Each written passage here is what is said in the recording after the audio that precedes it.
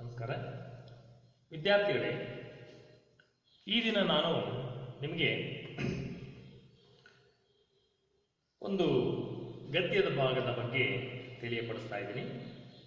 8ನೇ ತರಗತಿಯ 6ನೇ ಗದ್ಯ ಭಾಗವಾಗಿರ್ತಕ್ಕಂತಹ 7ನೇ ಗದ್ಯ ಭಾಗವಾಗಿರ್ತಕ್ಕಂತಹ ಅಮ್ಮ ಎಂಬ ಈ ಗದ್ಯ ಭಾಗದಲ್ಲಿ ಲೇಖಕರ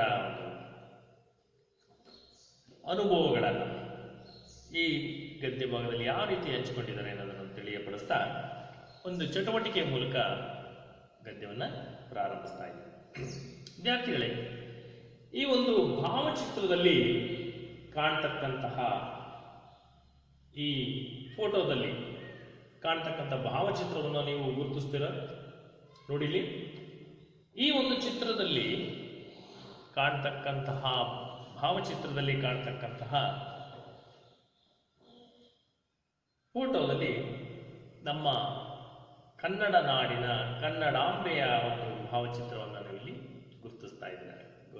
ಸರಿಯಾದ ಈ ಕನ್ನಡಾಂಬೆ ಅಂತಕ್ಕಂತಹ ನಮ್ಮ ಮಾತೃಭೂಮಿ, ಕನ್ನಡ ತಾಯಿ, ಕನ್ನಡಾಂಬೆ ಅಂದರೆ ಅಮ್ಮ ಪದಕ್ಕೆ ಎಷ್ಟೊಂದು ಶಬ್ದಗಳನ್ನು ನಾವಿಲ್ಲಿ ಗುರುತಿಸ್ಬೋದಾಗಿದೆ. ಅಮ್ಮ ಅಂದರೆ ಜನನಿ, ಮಾತೃಶ್ರೀ ಅಂತೀವಿ, ಆಮೇಲೆ ಅಂಬೆ ಅಂತೀವಿ, ಅಬ್ಬೆ ಅಂತೀವಿ. ಹೀಗೆ ಹಲವಾರು ಹೆಸರುಗಳಿಂದ ಕರೀತಕ್ಕಂಥ ಈ ಒಂದು ಅಮ್ಮ ಎಂಬ ಪದಕ್ಕೆ ಬೆಲೆ ಕಟ್ಟೋದಕ್ಕೆ ಸಾಧ್ಯವಾಗದೇ ಇರತಕ್ಕಂಥ ಶಬ್ದ ಅಂತಂದರೆ ಪದ ಅಂದರೆ ಅದು ಅಮ್ಮ. ಅಮ್ಮನ ಪ್ರೀತಿಯ ಮುಂದೆ ಎಲ್ಲವೂ ನಶ್ವರ. ಈ ಒಂದು ಪ್ರಸ್ತುತ ಗದ್ಯ ಭಾಗವನ್ನು, ಅಮ್ಮ ಎಂಬ ಗದ್ಯ ಭಾಗವನ್ನು ಬರೆದಿರ್ತಕ್ಕಂಥ ಲೇಖಕರಾಗಿರ್ತಕ್ಕಂತಹ UR ಅನಂತಮೂರ್ತಿ, ಇವರ ಒಂದು ಸಂಕ್ಷಿಪ್ತ ಪರಿಚಯವನ್ನು ಮಾಡಿಕೊಳ್ಳೋಣ. UR ಅನಂತಮೂರ್ತಿಯವರು, ನೀವು ಈ ಭಾವಚಿತ್ರದಲ್ಲಿ ಅವರನ್ನು ನೋಡ್ಬೋದು. ಕನ್ನಡದ ಮೇರು ಸಾಹಿತಿಗಳ ಸಾಲಿನಲ್ಲಿ ನಿಲ್ತಕ್ಕಂಥ ಒಬ್ಬ ವ್ಯಕ್ತಿಯಾಗಿದ್ದರು, ಸಾಹಿತಿಯಾಗಿದ್ದರು. ಜೊತೆಗೆ ಇವರು ಒಬ್ಬ ವಿಮರ್ಶಕರು. ಇವರಿಗೆ ಎಲ್ಲ ರೀತಿಯ ಒಂದು ಸಾಹಿತ್ಯದ ಮಜಲುಗಳನ್ನು ಇವರು ಅರ್ಥಂತ ತಿಳ್ಕೊಂಡಿದ್ದಂತಹ ಮಹಾನ್ ವ್ಯಕ್ತಿಗಳಾಗಿದ್ದರು. ಇವರ ಒಂದು ಸಂಕ್ಷಿಪ್ತ ಪರಿಚಯವನ್ನು ನಾವಿವತ್ತು ಮಾಡಿಕೊಳ್ಳೋಣ. ಕನ್ನಡ ಸಾಹಿತ್ಯದ ಪ್ರಮುಖ ಸಾಹಿತಿಗಳಾಗಿರ್ತಕ್ಕಂಥ UR ಅನಂತಮೂರ್ತಿ ಅವರು ಒಬ್ಬರು ಚಿಂತಕರಾಗಿದ್ದರು, ವಿಮರ್ಶಕರು ಕೂಡ ಆಗಿದ್ದರು. ಚಿಂತಕರು ಮತ್ತು ವಿಮರ್ಶಕರಿಂದೇ ಪ್ರಖ್ಯಾತಿಯನ್ನು ಕೂಡ ಪಡ್ಕೊಂಡಿದ್ದಂಥವರು UR ಅನಂತಮೂರ್ತಿಯವರು. ಡಾಕ್ಟರ್ UR ಅನಂತಮೂರ್ತಿ ಇವರ ಪೂರ್ಣ ಹೆಸರು ಉಡುಪಿ. ಯು ಅಂದರೆ ಉಡುಪಿ ಅಂತಲ್ಲ, ಆರ್ ಅಂದರೆ ರಾಜಗೋಪಾಲಾಚಾರ್ಯ, ತಂದೆ ಹೆಸರು ರಾಜಗೋಪಾಲಾಚಾರ್ಯ ಅನಂತಮೂರ್ತಿ ಅಂತಕ್ಕಂಥದ್ದು ಅವರ ಪೂರ್ಣ ಹೆಸರು. ಉಡುಪಿ ರಾಜಗೋಪಾಲಾಚಾರ್ಯ ಅನಂತಮೂರ್ತಿ ಅಂತಕ್ಕಂಥದ್ದು ಅವರ ಪೂರ್ಣ ಹೆಸರಾಗಿತ್ತು. ಇವರು 1932ರಲ್ಲಿ ಜನ್ಮ ಉಂಟಾಗ್ತಾರೆ. 1932ರಲ್ಲಿ ಇವರ ಜನ್ಮ ಆಗುತ್ತೆ. ಆನಂತರ 2014ರಲ್ಲಿ ಇವರು ಮರಣವನ್ನು, ಅಂದರೆ 1932ರಲ್ಲಿ ಜನಿಸಿ 2014ರಲ್ಲಿ ಇವರು ಮರಣವನ್ನು ಹಾಕ್ತಾರೆ. ಅಂತ ಸುದೀರ್ಘವಾದಂಥ ಒಂದು ತುಂಬು ಜೀವನದಲ್ಲಿ ಇವರು ಕಂಡಂತಹ ಅವರ ಒಂದು ಬದುಕಿನ ಒಂದು ಚಿತ್ರಣವನ್ನು ಇದರಲ್ಲಿ ತಿಳಿಯಪಡಿಸ್ತಾರೆ. ಇವರ ಸ್ಥಳ ಯಾವುದು ಅಂತಂದ್ರೆ, ಹಾಗಾದ್ರೆ ಇವರ ಸ್ಥಳ ಶಿವಮೊಗ್ಗ ಜಿಲ್ಲೆ. ಶಿವಮೊಗ್ಗ ಜಿಲ್ಲೆ, ತೀರ್ಥಹಳ್ಳಿ ತಾಲೂಕು.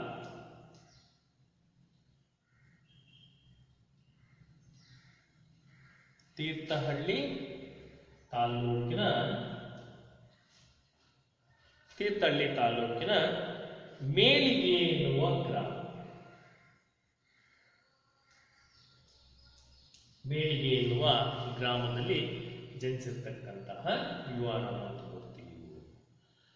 ಇವರು ಮೈಸೂರು ವಿಶ್ವವಿದ್ಯಾನಿಲಯದಲ್ಲಿ ಇಂಗ್ಲಿಷ್ MA ಪದವಿಯನ್ನು ಪಡೆದು ಇಂಗ್ಲೆಂಡಿನ ಬರ್ಮಿಂಗ್ಹ್ಯಾಮ್ ವಿಶ್ವವಿದ್ಯಾನಿಲಯದಿಂದ ಇಂಗ್ಲಿಷ್ ಮತ್ತು ತೌಲನಿಕ ಸಾಹಿತ್ಯ ಎಂಬ ವಿಷಯದಲ್ಲಿ PhD ಪಡಿತಾರೆ.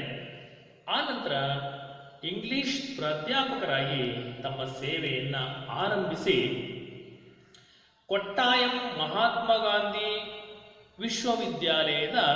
ವಿಶ್ವವಿದ್ಯಾನಿಲಯದ ಕುಲಪತಿಗಳಾಗಿ ಸೇವೆಯನ್ನ ಸಲ್ಲಿಸ್ತಾರೆ.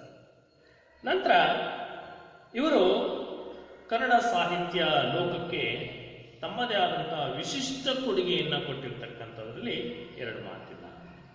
ಅಂದರೆ ಇವರ ಸೇವೆ ಕನ್ನಡ ಸಾಹಿತ್ಯಕ್ಕೆ, ಕನ್ನಡ ನಾಡಿಗೆ ಬಹಳ ಅದ್ಭುತವಾದಂತಹ ಕೊಡುಗೆಯನ್ನು ಕೊಟ್ಟಿದ್ದಾರೆ. ಈ ಕವಿಗಳ, ಶರಣರ ಮತ್ತೆ ಸಾಹಿತಿಗಳ ತವರೂರಾದಂತಹ ಶಿವಮೊಗ್ಗ ಜಿಲ್ಲೆ ಇದೊಂದು ಹೆಗ್ಗಳಿಕೆಯ ಕವಿಗಳನ್ನ ಅಥವಾ ಸಾಲು ಸಾಲು ಕವಿಪುಂಗವರನ್ನ, ಶರಣರನ್ನ ನೀಡಿದಂತಹ ಒಂದು ಜಿಲ್ಲೆ.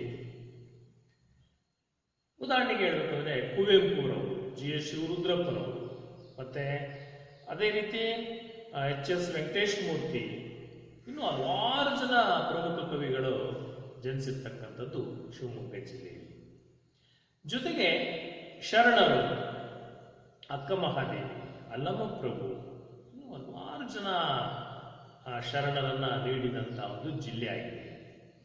ಇಂತಹ ಜಿಲ್ಲೆಯಲ್ಲಿ ಜನಿಸಿದಂತಹ UR ಅನಂತಮೂರ್ತಿ, ಶಿವಮೊಗ್ಗ ಜಿಲ್ಲೆ ತೀರ್ಥಹಳ್ಳಿಯ ಬೇಳ್ಗಿ ಗ್ರಾಮದಲ್ಲಿ ಜನಿಸಿದಂತಹ UR ಅನಂತಮೂರ್ತಿ ತಮ್ಮ ಸೇವೆಯನ್ನು ಆರಂಭಿಸಿ ವಿದ್ಯಾಭ್ಯಾಸದೊಂದಿಗೆ ಜೊತೆಗೆ ಒಳ್ಳೆಯ ಪ್ರಾಧ್ಯಾಪಕರಾಗಿ ಇಂಗ್ಲಿಷ್ ಮತ್ತು ತೌಲನಿಕ ಅನ್ನುವ ಒಂದು ಸಾಹಿತ್ಯಕ್ಕೆ PhD ಪಡೆದು ಆನಂತರ ಮಹಾತ್ಮ ಗಾಂಧಿ, ಕೊಟ್ಟಾಯಂನ ಮಹಾತ್ಮ ಗಾಂಧಿಯಲ್ಲಿ ಯೂನಿವರ್ಸಿಟಿಯಲ್ಲಿ ಕುಲಪತಿಗಳಾಗಿ ಸೇವೆಯನ್ನು ಸಲ್ಲಿಸ್ತಾರೆ.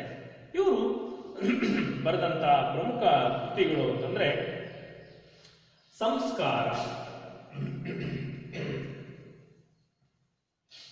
ಸಂಸ್ಕಾರ, ಭವ, ಹಾಗೆಯೇ ಅವಸ್ಥೆ,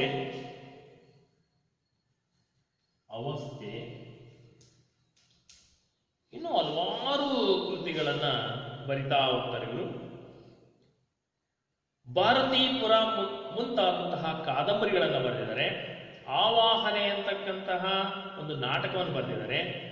ಮೌನಿ ಪ್ರಶ್ನೆ ಅಂತಕ್ಕಂಥದ್ದು, ಎಂದೆಂದೂ ಮುಗಿಯದ ಕತೆ, ಇವು ಕಥಾ ಸಂಕಲನಗಳು, ಇವರು ಬರೆದಿರ್ತಕ್ಕಂಥ ಕಥಾ ಸಂಕಲನ. ಮಿಥುನ, ಅಜ್ಜನ ಹೆಗಲ ಸುತ್ತುಗಳು, ಹೀಗೆ ಕವನ ಸಂಕಲನಗಳು ಕೂಡ ಇವರು ರಚಿಸಿದ್ದಾರೆ. ಹೀಗೆ ವಿವಿಧ ಸಾಹಿತ್ಯ ಪ್ರಕಾರಗಳಲ್ಲಿ ನೂರಾರು ಕೃತಿಗಳನ್ನು ರಚಿಸಿದಂತಹ ಮಹಾನ್ ಲೇಖಕ UR ಅನಂತಮೂರ್ತಿ. ಇವರಿಗೆ ಈ ಒಂದು ಸಾಹಿತ್ಯ ಕೃಷಿಗೆ ಹಲವಾರು ಪ್ರಶಸ್ತಿಗಳು ಇವರನ್ನ ಹುಡುಕಿಕೊಂಡು ಬರ್ತವೆ. ಅವುಗಳಲ್ಲಿ ಗೌರವ ಅಂದರೆ ರಾಜ್ಯೋತ್ಸವ ಪ್ರಶಸ್ತಿ, ಗೌರವ D.Litt ಪ್ರಶಸ್ತಿ, ಮತ್ತೆ ಭಾರತ ಸರ್ಕಾರ ಕೊಡುವಂತಹ ಪದ್ಮಭೂಷಣ ಪ್ರಶಸ್ತಿ, ಹಾಗೆಯೇ 1994ರಲ್ಲಿ ಇವರಿಗೆ ಭಾರತ ಸರ್ಕಾರ ಕೊಡುವಂತಹ ಅತ್ಯುನ್ನತವಾದಂತಹ ಶ್ರೇಷ್ಠ ಪ್ರಶಸ್ತಿ ಅಂತಂದ್ರೆ ಜ್ಞಾನಪೀಠ ಪ್ರಶಸ್ತಿ, ಇದು ಕೂಡ ಇವರಿಗೆ ಸಿಕ್ಕುತ್ತೆ. ಈ ಜ್ಞಾನಪೀಠ ಪ್ರಶಸ್ತಿ ಪಡೆದಂತಹ UR ಅನಂತಮೂರ್ತಿ ಇವರಿಗೆ ಪುರಸ್ಕಾರಗಳು, ಪ್ರಶಸ್ತಿಗಳು ತಮ್ಮನ್ನ ಹುಡುಕಿಕೊಂಡು ಬಂದರು. 2002ರಲ್ಲಿ ತುಮಕೂರಿನಲ್ಲಿ ನಡೆದಂತಹ ಅಖಿಲ ಭಾರತ ಕನ್ನಡ ಸಾಹಿತ್ಯ ಸಮ್ಮೇಳನದ ಅಧ್ಯಕ್ಷತೆಯ ಪಟ್ಟ ಇವರಿಗೆ ಸಿಕ್ಕಿತ್ತು.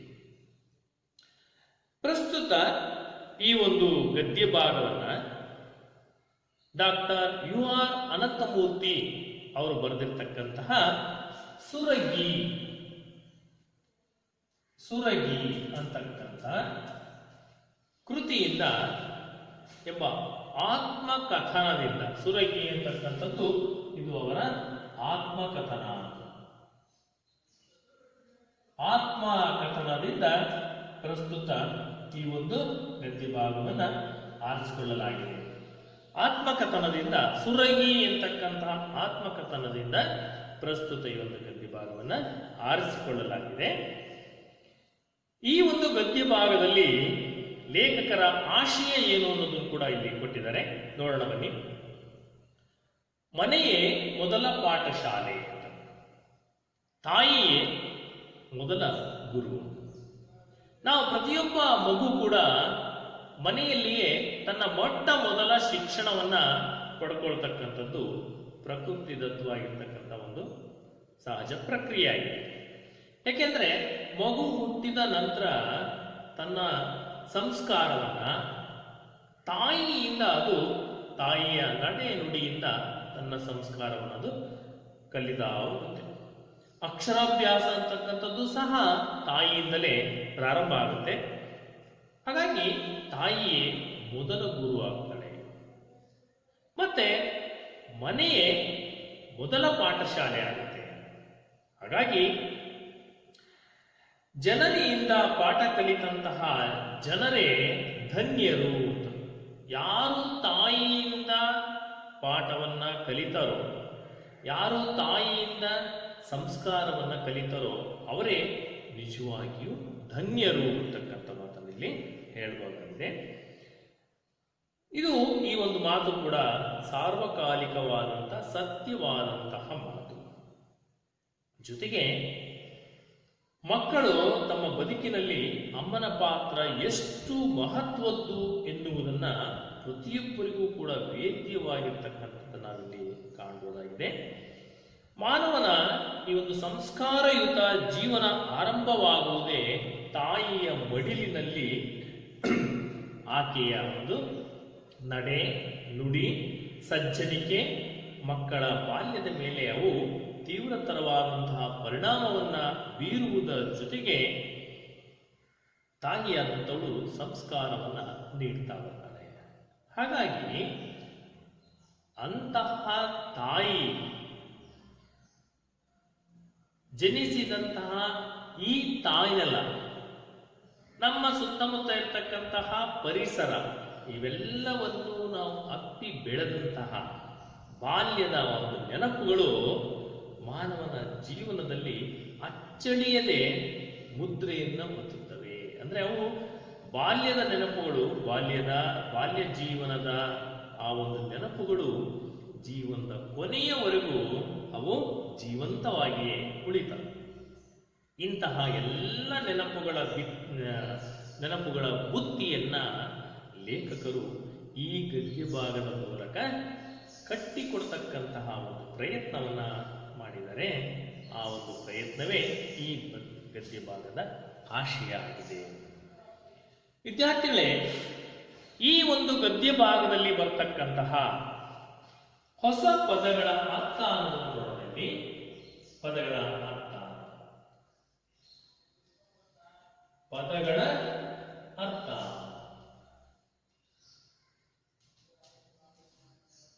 ಪದಗಳ ಅರ್ಥ ಅಂಚು ಅಂತ ಈ ಗದ್ಯ ಭಾಗದಲ್ಲಿ ಬಂದಿರತಕ್ಕಂಥ ಪದ ಅಂಚು. ಅಂಚು ಅಂತಂದ್ರೆ ದಡ ಅಥವಾ ತೀರ. ಆತಂಕ ಅಂದ್ರೆ ಭಯ, ಅಡ್ಡಿ. ಕಡ ಅಂತಂದ್ರೆ ಸಾಲ.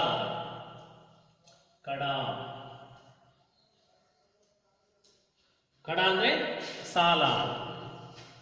ಕಾಸು ಅಂದ್ರೆ ಹಣ, ದುಡ್ಡು. ಹಾಗೆ ಕೊಂಚ ಅಂದ್ರೆ ಅಲ್ಪ. ಕೊಂಚ ಅಂದ್ರೆ ಅಲ್ಪ ಅಥವಾ ಸ್ವಲ್ಪ. ಆಮೇಲೆ ಚರಟ ಅಂತಂದ್ರೆ ಗಸಿ. ಚರಟ ಅಂದ್ರೆ ಗಸಿ, ಚರಟ ಗಸಿ. ಆಮೇಲೆ ಗಸಿ ಅಂದ್ರೆ ಕಾಫಿಯನ್ನ ಸೋಸಿದ ನಂತರ ಉಳಿತಕ್ಕಂತಹ ಆ ಗರುಸು ಅಂತೀವಲ್ಲ ಅದು ಚರಟ ಅಥವಾ ಗಸಿ ಅಂತ ಕರೀತಾರೆ. ಚಿಮಣಿ ದೀಪ ಅಂದ್ರೆ ಸೀಮೆ ಎಣ್ಣೆಯಿಂದ ಮಾಡಿರ್ತಕ್ಕಂಥ, ಸೀಮೆ ಎಣ್ಣೆಯಿಂದ ಉರಿಸುವಂತ ದೀಪ, ಅದು ಚಿಮಣಿ ದೀಪ. ಚೌಲ ಅಂದ್ರೆ ಮುಡಿ ತೆಗೆಸುವುದು, ತಲೆ ಕೂದಲನ್ನ ತೆಗೆಸ್ತಕ್ಕಂಥದ್ದು. ಚೌಲ ಅಂದ್ರೆ ತಲೆ ಕೂದಲು ತೆಗೆಸ್ತಕ್ಕಂಥದ್ದಕ್ಕೆ ಚೌಲ ಅಂತ ಕರೀತಾರೆ. ಅನಂತರ ಜೋನಿ ಬೆಲ್ಲ. ಜೋನಿ ಬೆಲ್ಲ ಅಂದ್ರೆ ದ್ರವರೂಪದ ಬೆಲ್ಲ, ನೀರು ಬೆಲ್ಲ ಅಂತ ಕೂಡ ಕರೀತಾರೆ. ದೂರ್ವೆ ಅಂದ್ರೆ ಗರಿಕೆ. ದೂರ್ವೆ ಗರಿಕೆ, ದೂರ್ವೆ ಗರಿಕೆ ಅಂತದ್ದು. ದೈನಿಕ ಅಂದ್ರೆ ದಿನನಿತ್ಯ, ಪ್ರತಿದಿನ. ನಸುಕು ಅಂದ್ರೆ ಮುಂಜಾನೆ, ಬೆಳಗಿನ ಸಮಯ. ನಿವಾರಣೆ ಅಂದ್ರೆ ದೂರ ಮಾಡ್ತಕ್ಕಂಥದ್ದು, ಹೋಗಲಾಡಿಸ್ತಕ್ಕಂಥದ್ದು. ನೆವ ಅಂದ್ರೆ ನೆಪ ಅಂತ, ಯಾವುದಾದ್ರೂ ಒಂದು ಕಾರಣ. ಪಟ್ಟಾಂಗ ಅಂದ್ರೆ ಹರಟೆ ಅಂತ. ಪಟ್ಟಾಂಗ ಅಂದ್ರೆ ಹರಟೆ ಹೊಡಿತಕ್ಕಂಥದ್ದು. ಪಟ್ಟಾಂಗ ಹರಟೆ. ಪಟ್ಟಾಂಗ ಅಂದ್ರೆ ಹರಟೆ. ಮಾತುಕತೆ. ಯಥೇಚ್ಛ ಬೇಕಾದಷ್ಟು ಅಂತ, ಮನಸ್ಸಿಗೆ ಬಂದಷ್ಟು. ಸಂಗತಿ ಅಂದ್ರೆ ವಿಷಯ. ಹಸನ್ಕಿ ನಗುಮುಖ, ನಗುಮುಖದಿಂದ ಇರ್ತಕ್ಕಂಥದ್ದು. ಇವಿಷ್ಟು ಈ ಒಂದು ಗದ್ಯ ಭಾಗದಲ್ಲಿ ಬರ್ತಕ್ಕಂತಹ ಹೊಸ ಪದಗಳ ಅರ್ಥ. ವಿದ್ಯಾರ್ಥಿಗಳೇ, ಈ ಒಂದು ಗದ್ಯ ಭಾಗಕ್ಕೆ ನಾವು ಗದ್ಯ ಭಾಗಕ್ಕೆ ಹೋಗೋದಕ್ಕಿಂತ ಮೊದಲು ಇಲ್ಲಿ ಪ್ರವೇಶವನ್ನು ಕೊಟ್ಟಿದ್ದಾರೆ, ನೋಡ್ಕೊಂಡು ಹೋಗೋಣ. ಕನ್ನಡ ಸಾಹಿತ್ಯದಲ್ಲಿ ಆತ್ಮಕಥನಕ್ಕೆ ವಿಶಿಷ್ಟ ಸ್ಥಾನವಿದೆ. ಕನ್ನಡ ಸಾಹಿತ್ಯ ಲೋಕದಲ್ಲಿ ಆತ್ಮಕಥನ ಅಥವಾ ಜೀವನ ಚರಿತ್ರೆಗೆ ಒಂದು ತನ್ನದೇ ಆದಂತಹ ವಿಶಿಷ್ಟವಾದಂತಹ ಒಂದು ಸ್ಥಾನ ಅಂತಕ್ಕಂಥದ್ದಿದೆ. ಪ್ರತಿಯೊಬ್ಬ ವ್ಯಕ್ತಿ ತಾನು ಬದುಕಿದ ರೀತಿಯನ್ನು, ಪ್ರತಿಯೊಬ್ಬ ವ್ಯಕ್ತಿ ತಾನು ಬದುಕಿದಂತಹ ರೀತಿಯನ್ನು ಮತ್ತು ತನ್ನ ಜೀವನದಲ್ಲಿ ತಾನು ಕಂಡುಂಡಂತಹ ನೋವು ನಲಿವುಗಳ ರೀತಿಯನ್ನ ತಾನೇ ಬರೆದುಕೊಳ್ತಕ್ಕಂಥದಕ್ಕೆ ಆತ್ಮಕಥೆ ಅಂತ ಕರೀತಾರೆ. ಅಂದ್ರೆ ಯಾವುದೇ ಒಬ್ಬ ವ್ಯಕ್ತಿ ತನ್ನ ಜೀವನದಲ್ಲಿ ಕಂಡಂತಹ ನೋವು, ನಲಿವು, ಸಂಕಟ, ಇನ್ನು ಯಾವುದೇ ವಿಚಾರ ಇರ್ಬೋದು, ಅವೆಲ್ಲವನ್ನು ತಾನೇ ಬರೆದರೆ ಅದು ಆತ್ಮಕಥೆ. ಒಬ್ಬ ವ್ಯಕ್ತಿಯ ಜೀವನ ಚರಿತ್ರೆಯನ್ನ ಅಥವಾ ಒಬ್ಬ ವ್ಯಕ್ತಿಯಲ್ಲಿ ಜೀವನದಲ್ಲಿ ನಡೆದಂತಹ ಘಟನೆಗಳನ್ನ ಇನ್ನೊಬ್ಬ ವ್ಯಕ್ತಿ ಬರೆದರೆ ಅದು ಜೀವನ ಚರಿತ್ರೆ. ವ್ಯಕ್ತಿ ತನ್ನ ಜೀವನದ ಘಟನೆಗಳನ್ನ ತಾನೇ ಬರ್ಕೊಂಡ್ರೆ ಅದು ಆತ್ಮಚರಿತ್ರೆ. ಆ ವ್ಯಕ್ತಿಯ ಜೀವನ ಚರಿತ್ರೆಯನ್ನ ಅಥವಾ ಘಟನೆಯನ್ನ ಬೇರೆಯವರು ಬರೆದ್ರೆ ಅದು ಜೀವನ ಚರಿತ್ರೆ. ಹೀಗೆ ಆತ್ಮಕಥೆ ಅಂತಕ್ಕಂಥದ್ದು ಕೂಡ ಕನ್ನಡ ಸಾಹಿತ್ಯದಲ್ಲಿ ತನ್ನದೇ ಆದಂತಹ ಸ್ಥಾನವನ್ನ ಪಡ್ಕೊಂಡಿರ್ತಕ್ಕಂಥದ್ದು ನಾವು ಕಾಣಬಹುದಾಗಿದೆ. ಇಲ್ಲಿ ಈ ಸಾಹಿತ್ಯದ ವಿಷಯದ ವ್ಯಾಪ್ತಿಯು ಸಮಕಾಲೀನ ಮತ್ತು ಚಾರಿತ್ರಿಕ ಸಂಗತಿಗಳಾಗಿರ್ತಕ್ಕಂತಹ ಸಾಮಾಜಿಕ ಜೀವನ ಆಗಿರ್ಬೋದು, ಧಾರ್ಮಿಕ ಜೀವನ ಆಗಿರ್ಬೋದು, ಆರ್ಥಿಕವಾದಂತಹ ಜೀವನ ಆಗಿರ್ಬೋದು, ಅಥವಾ ಶೈಕ್ಷಣಿಕ ಜೀವನ ಆಗಿರ್ಬೋದು. ಹೀಗೆ ಹಲವಾರು ಪರಿಸರಗಳಿಂದ ಕೂಡಿದಂತಹ ವಿಷಯಗಳೇ ಇದರ ಒಂದು ಜೀವಾಳ ಆಗಿರ್ತಕ್ಕಂಥದ್ದು ನಾವು ಕಾಣಬಹುದಾಗಿದೆ. ಅವುಗಳಿಂದ ಕೂಡಿರ್ತಕ್ಕಂಥದ್ದೇ ಈ ವ್ಯಕ್ತಿ ಚರಿತ್ರೆ ಅಥವಾ ಆತ್ಮಕಥೆ ಅಂತ ಕೂಡ ಕರೆಯುವುದು. ಈ ವಾಚಕರ ಮನವನ್ನ, ಅಂದ್ರೆ ಅದನ್ನು ಕೇಳ್ತಕ್ಕಂತಹ ಅಥವಾ ಓದ್ತಕ್ಕಂತಹ ಈ ವಾಚಕರು ಏನಿರ್ತಾರೆ ಅವರ ಮನಸ್ಸನ್ನ ತನ್ನ ಕಡೆಗೆ ಸೆಳೀತಕ್ಕಂಥದ್ದೇ ಈ ಆತ್ಮಚರಿತ್ರೆಯ ಮೂಲ ಉದ್ದೇಶ ಆಗಿದೆ.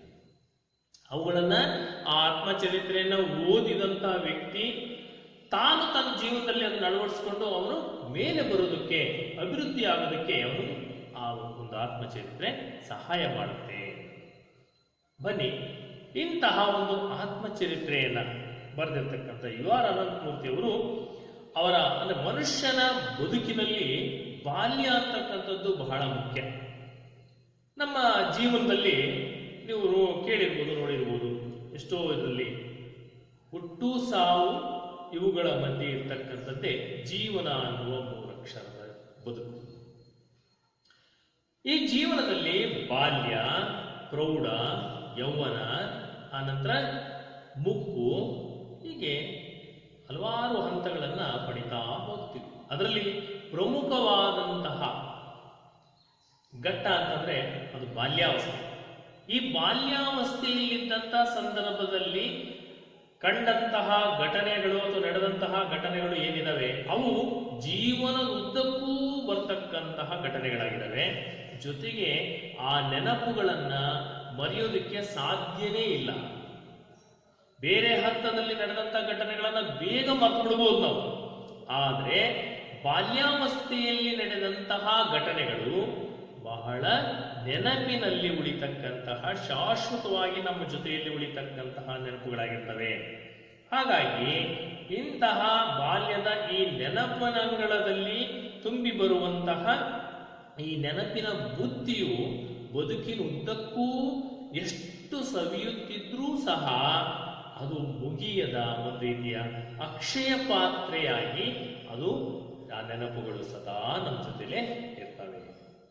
ಅದರಲ್ಲೂ ಮಲೆನಾಡಿನ ಈ ಒಂದು ಪ್ರಕೃತಿ ಮಡಿಲಿನಲ್ಲಿ ಬರ್ತಕ್ಕಂತಹ ಲೇಖಕರ ತನ್ನ ಊರಿನಲ್ಲಿ ಜನಜೀವನದೊಂದಿಗೆ ತನ್ನ ಶಾಲಾ ದಿನಗಳ ನೆನಪುಗಳನ್ನ ಓದುಗರಿಗೆ ಮನಮುಟ್ಟುವಂತೆ ಯು ಆರ್ ಅನಂತಮೂರ್ತಿಯವರು ಈ ಗದ್ಯ ಭಾಗದಲ್ಲಿ ಚಿತ್ರಿಸಿದ್ದಾರೆ. ಬನ್ನಿ ನೋಡೋಣ ಯಾವ ರೀತಿ ಅವರ ಅನುಭವಗಳನ್ನ ಹಂಚಿಕೊಂಡಿದ್ದಾರೆ ಅನ್ನೋದನ್ನು. ಈ ಊರಿನಲ್ಲಿ ಹುಲಿಗಳ ಕಾಟ ಬಹಳ ಇತ್ತು. ಯಾವ ಊರು?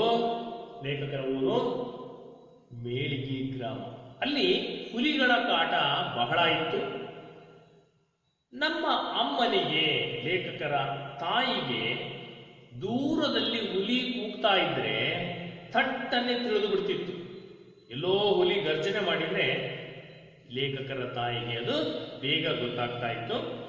ಹುಲಿಗಳ ಒಂದು ಶಬ್ದಕ್ಕೆ ತುಂಬಾ ಸೂಕ್ಷ್ಮವಾಗಿದ್ದಂತಹ ಜೀವಿಗಳೆಂದರೆ ಕೊಟ್ಟಿಗೆಯ ದನಗಳು. ಹುಲಿಯಲ್ಲೇ ಗರ್ಜನೆ ಮಾಡಿದ್ರೆ ಅದಕ್ಕೆ ಬಹಳ ತೀಕ್ಷ್ಣವಾಗಿ ಸ್ಪಂದಿಸ್ತಕ್ಕಂತಹ, ಅದು ಬೇಗ ಗೊತ್ತಾಗ್ತಾ ಇದ್ದಿದ್ದು ಅಂತಂದ್ರೆ ಕೊಟ್ಟಿಗೆಯಲ್ಲಿ ಕಟ್ಟಿರ್ತಕ್ಕಂತಹ ದನಗಳಿಗೆ ಬೇಗ ಗೊತ್ತಾಗ್ತಿತ್ತು. ಅಷ್ಟು ಸೂಕ್ಷ್ಮ ಜೀವಿಗಳವು. ಆಗ ಅವು ಗಡಗಡ ನಡುಗಲು ಶುರು ಮಾಡುತ್ತಿದ್ದವು. ಹುಲಿ ಗರ್ಜನೆ ಮಾಡಿದ್ರೆ ಗಡಗಡ ನಡುಗದ ಇನ್ನೇನು ಚಿನ್ನಾಟ ಆಡಕ್ಕಾಗುತ್ತಾ? ಹಾಗಾಗಿ ಆ ಹುಲಿಯ ಗರ್ಜನೆಯನ್ನು ಕೇಳಿದಂತಹ ಕೊಟ್ಟಿಗೆಯಲ್ಲಿದ್ದ ದನಗಳು ಜೀವಭಯದಿಂದ ಗಡಗಡ ಗಡಗಡಗಡ ನಡುತ್ತಾ ಇತ್ತು. ಜೊತೆಗೆ ಕೊರಳಿನಲ್ಲಿರ್ತಕ್ಕಂಥ ಗಂಟೆ ಜೋರು ಶಬ್ದ ಮಾಡ್ತಾ ಇತ್ತು. ಅದಕ್ಕಾಗಿಯೇ ಕೊರಳಿಗೆ ಗಂಟೆಯನ್ನು ಕಟ್ತಿದ್ರು.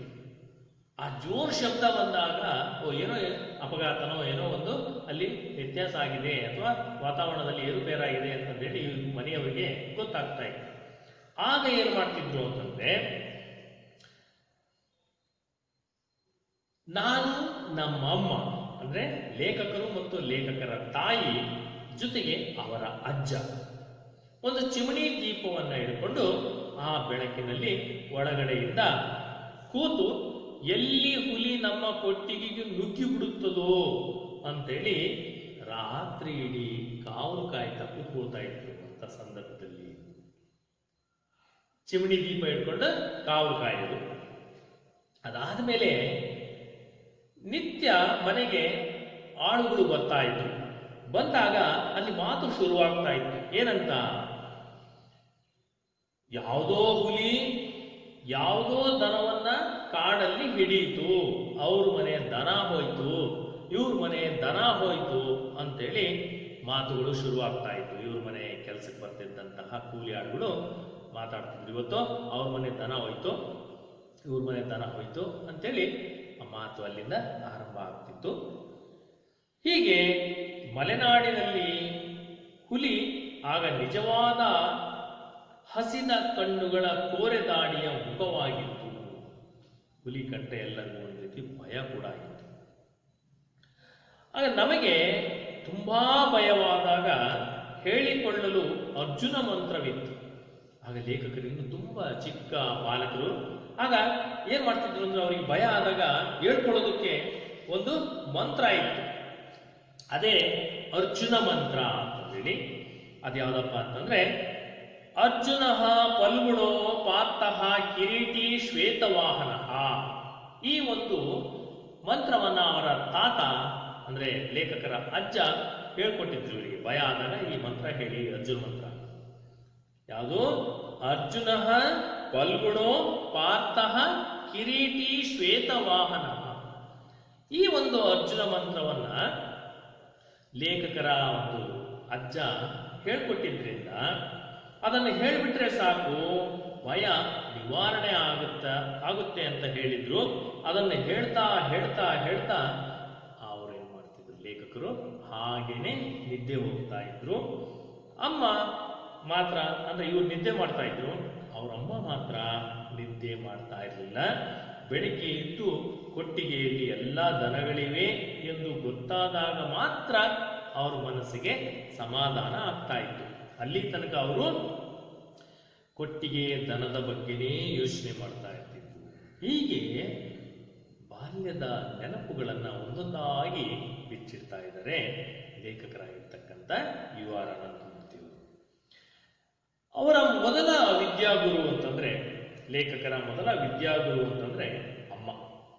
ಎಲ್ಲಾ ವ್ಯಕ್ತಿಗಳ ನಿಮ್ಮ ಮನೆಯಲ್ಲಿ ನಿಮ್ಮ ತಾಯಿನೇ ಮೊದಲ ಗುರು. ಯಾಕೆಂದ್ರೆ ಅಮ್ಮ ಅನ್ನೋ ಪದ ಕಲ್ತ್ಕೊಳ್ಳೋದೇ ನಾವು ಅಮ್ಮನನ್ನ ನೋಡಿದ ಮೇಲೆ. ಹಾಗಾಗಿ ಮೊದಲ ವಿದ್ಯಾಗುರು ಅಂತಂದ್ರೆ ತಾಯಿ. ಲೇಖಕರ ಮೊದಲ ವಿದ್ಯಾಗುರು ಕೂಡ ತಾಯಿಯಾಗಿದೆ. ಅಮ್ಮ ಸ್ಕೂಲಿಗೆ ಹೋಗಿ ಸ್ವಲ್ಪ ಓದಿ ಬರೆಯಲು ಕಲಿತಿದ್ದಳು. ಓದೋದಕ್ಕೆ ಬರೆಯೋದಕ್ಕೆ ಕಲ್ತ್ಕೊಂಡಿದ್ಳು ಲೇಖಕರ ತಾಯಿ. ಸ್ಕೂಲಿನಲ್ಲಿ ಅವಳು ಎಸ್ ವಿ ಪರಮೇಶ್ವರ ಭಟ್ಟ ಅವರ ಸಹಪಾಠಿಯಾಗಿದ್ದರು. ಎಸ್ ವಿ ಪರಮೇಶ್ವರ ಭಟ್ಟ ಅವರ ಕ್ಲಾಸ್ಮೇಟ್, ಸಹಪಾಠಿಯಾಗಿದ್ದರು. ಕೆರೆಕೊಪ್ಪದ ಮನೆಯಲ್ಲಿದ್ದಾಗಲೇ ಈ ಲೇಖಕರಿಗೆ, ಚಿಕ್ಕ ವಯಸ್ಸಿನಲ್ಲಿದ್ದಂಥ ಬಾಲಕನಾದಂಥ ಯು ಆರ್ ಅನಂತಮೂರ್ತಿ ಅವರಿಗೆ ಅಕ್ಷರಾಭ್ಯಾಸವನ್ನ ಪ್ರಾರಂಭ ಮಾಡಿಸಿದ್ರು. ಕೆರೆಕೊಪ್ಪದಲ್ಲಿದ್ದಾಗಲೇ ಅಕ್ಷರಾಭ್ಯಾಸ ಶುರುವಾಗಿತ್ತು. ಕೆರೆಕೊಪ್ಪ ಅಂದರೆ ಅವರ ತಾಯಿಯ ತವರು ಮನೆಯಲ್ಲಿ. ಅಲ್ಲಿದ್ದಾಗಲೇ ಅವರಿಗೆ ಅಕ್ಷರಾಭ್ಯಾಸ ಅಂತಕ್ಕಂಥದ್ದು ಶುರುವಾಗಿತ್ತು. ಆಗ ಸ್ಕೂಲ್ ಹತ್ತಿರ ಇರಲಿಲ್ಲ, ಸ್ಕೂಲು ಹತ್ರ ಇರಲಿಲ್ಲ. ಹಬ್ಬದ ದಿನ ಅದು. ಸರಸ್ವತಿ ನಮಸ್ತುಭ್ಯಂ ವರದೆ ಕಾಮರೂಪಿಣಿ ವಿದ್ಯಾರಂಭಂ ಕರಿಷ್ಯಾಮಿ ಸಿದ್ಧಿರ್ಭವಂತು ಮೇ ಸದಾ ಎಂಬ ಮಂತ್ರವನ್ನ ಹೇಳಿ ಅವರ ತಾಯಿ ನೆಲದಲ್ಲಿ ಮರಳನ್ನ ಹರಡಿ ಸಮ ಮಾಡಿ ನಂತರ ಕೂರಿಸ್ಕೊಂಡು ಲೇಖಕರ ಒಂದು ಕೈ ಹಿಡಿದು ಅವರ ಬೆರಳುಗಳನ್ನ ಹಿಡಿದುಕೊಂಡು ಆ ಎನ್ನುವ ಅಕ್ಷರವನ್ನ ಬರೆಸ್ತಾ ಇದ್ರಂತೆ. ಹೀಗೆ ಅಮ್ಮನಿಂದ ಪ್ರತಿನಿತ್ಯ ಅವರು ಅಕ್ಷರಾಭ್ಯಾಸವನ್ನ ಮಾಡ್ತಾ ಇದ್ರು. ಈ ರೀತಿ ಅಂದ್ರೆ ಯಾವುದೇ ಒಂದು ಕೆಲಸವನ್ನು ಮಾಡುವಾಗ ನಾವು ದೇವರನ್ನ ನೆನೆದು ಆ ಕೆಲಸವನ್ನ ಪ್ರಾರಂಭಿಸಬೇಕು ಅನ್ನೋದು ಇಲ್ಲಿ ಬಹಳ ಮುಖ್ಯವಾದಂಥ ಒಂದು ಅಂಶ. ಈಗ ವಿದ್ಯೆಗೆ ಅಧಿಪತಿಯಾಗಿರ್ತಕ್ಕಂಥ ದೇವತೆ ಅಂದ್ರೆ ಸರಸ್ವತಿ. ಹಾಗಾಗಿ ಸರಸ್ವತಿಯನ್ನ ನೆನೆಯುವುದರ ಮೂಲಕ ಅಕ್ಷರಾಭ್ಯಾಸ ಪ್ರಾರಂಭ ಆಯಿತು ಲೇಖಕರಾದಂಥ ಯು ಆರ್ ಅನಂತಮೂರ್ತಿಯವರಿಗೆ. ಅಂದ್ರೆ ಸರಸ್ವತಿ ನಮಸ್ತುಭ್ಯಂ, ನಿನಗೆ ನಮಸ್ಕರಿಸುತ್ತೇನೆ. ವರದೇ ಕಾಮರೂಪಿಣಿ, ನನಗೆ ವರರೂಪದಲ್ಲಿ ನೀನು ಅನುಗ್ರಹಿಸಬೇಕು, ಅಕ್ಷರಗಳನ್ನು ಅನುಗ್ರಹಿಸಬೇಕು. ವಿದ್ಯಾರಂಭಂ ಕರಿಷ್ಯಾಮಿ, ನಾನು ವಿದ್ಯೆಯನ್ನು ಈ ದಿನದಿಂದ ಆರಂಭ ಮಾಡ್ತಾ ಇದ್ದೀನಿ, ನನಗೆ ದಯಪಾಲಿಸಬೇಕು. ಸಿದ್ಧಿರ್ಭವತು, ಆ ಸಿದ್ಧಿಯನ್ನು, ವಿದ್ಯೆ ಎನ್ನುವ ಸಿದ್ಧಿಯನ್ನು ನನಗೆ ಸಿದ್ಧಿರ್ಭವತು, ನನಗೆ ಕರುಣಿಸು. ಮೇ ಸದಾ, ಯಾವಾಗಲೂ ನನ್ನ ಮೇಲೆ ನಿನ್ನ ಆಶೀರ್ವಾದ ಇರಲಿ ಅಂತಕ್ಕಂಥ ಒಂದು ಅರ್ಥದೊಂದಿಗೆ ಈ ಮಂತ್ರವನ್ನು ಹೇಳ್ತಾ ತಾಯಿ ಏನ್ ಮಾಡ್ತಿದ್ರು, ಈ ಲೇಖಕರ ಕೈ ಬೆರಳಿನಿಂದ ಮರಳಿನಲ್ಲಿ ಆ ಎಂಬ ಅಕ್ಷರವನ್ನು ಬರೆಸ್ತಾ ಇದ್ರು. ಹೀಗೆ ಅವರ ಒಂದು ವಿದ್ಯಾಭ್ಯಾಸ ಪ್ರಾರಂಭ ಆಯಿತು. ಹುಲಿಯ ಭಯದಿಂದಾಗಿ ಲೇಖಕರನ್ನ ಆ ದಿನಗಳಲ್ಲಿ ಶಾಲೆಗೆ ಕಳುಹಿಸುತ್ತಿರಲಿಲ್ಲ. ಅದೇ ಹುಲಿ ಭಯ ಇದ್ದಿದ್ದರಿಂದ ಲೇಖಕರನ್ನ ಶಾಲೆಗೆ ಕಳಿಸೋದಕ್ಕೆ ಅವರಿಗೆ ಇಷ್ಟ ಇರಲಿಲ್ಲ. ಹಾಗಾಗಿ ಪಾಠ ಹೇಳಿಕೊಡುವ ಸಲುವಾಗಿ ಮನೆಗೆ ಒಬ್ರು ಮೇಷ್ಟ್ರನ್ನ ನೇಮಕ ಮಾಡಿದ್ರು. ಆ ಮೇಷ್ಟ್ರು ಯಾರಪ್ಪ ಅಂದ್ರೆ ಅವರೇ ಕೃಷ್ಣಪ್ಪಯ್ಯ.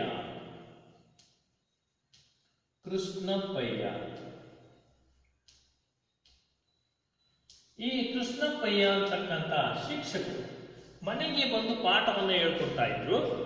ಅವ್ರು ಹೇಗಿದ್ರು ಅಂತಂದ್ರೆ ಬಹಳ ಕಟ್ಟುನಿಟ್ಟಿನ ಮೇಷ್ಟ್ರು, ಬಹಳ ಶಿಸ್ತಿನ ಸಿಪಾಯಿ.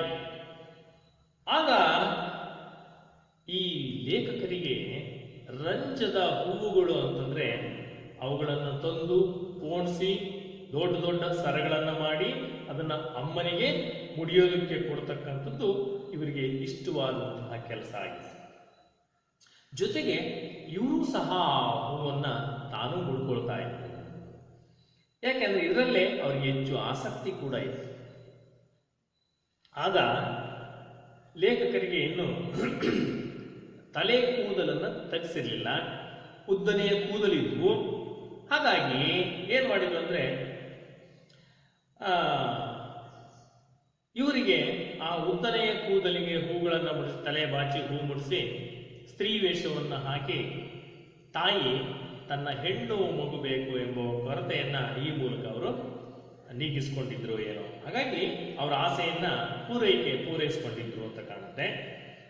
ಅವರ 3ನೇ ಹೆರಿಗೆಯಲ್ಲಿ ಅಂದ್ರೆ ಈ ಲೇಖಕರು ಹುಟ್ಟಿದ ಮೇಲೆ ತಾಯಿಯ ಒಂದು ಆಸೆ ನೆರವೇರಿತು ಅಂತ. ಏನಪ್ಪ ಅಂತಂದ್ರೆ ತಾಯಿಗೆ ಹೆಣ್ಣು ಮಗು ಆಗಬೇಕು ಅಂತಕ್ಕಂಥ ಆಸೆ ಇತ್ತು. ಆದ್ರೆ ಗಂಡು ಮಗು ಆಗಿದ್ದರಿಂದ ಏನ್ ಮಾಡಿದ್ರು ಅಂದ್ರೆ ಇವರ ತಲೆ ಕೂದಲು ಉದ್ದ ಇದ್ದಿದ್ದರಿಂದ ಇವರಿಗೆ ಹೆಣ್ಣು ವೇಷವನ್ನ, ಸ್ತ್ರೀ ವೇಷವನ್ನ ಅಥವಾ ಹುಡುಗಿ ವೇಷವನ್ನ ಹಾಕಿ ಉದ್ದನೆ ಕೂದಲಿದ್ದರಿಂದ ಹೂಗಳನ್ನು ಮುಡಿಸಿ ತಾಯಿ ತನ್ನ ಪ್ರೀತಿಯನ್ನು, ತನ್ನ ಮಮತೆಯನ್ನು, ತನ್ನ ಆಸೆಯನ್ನು ಈಡೇರಿಸಿಕೊಳ್ತಾ ಇದ್ರು.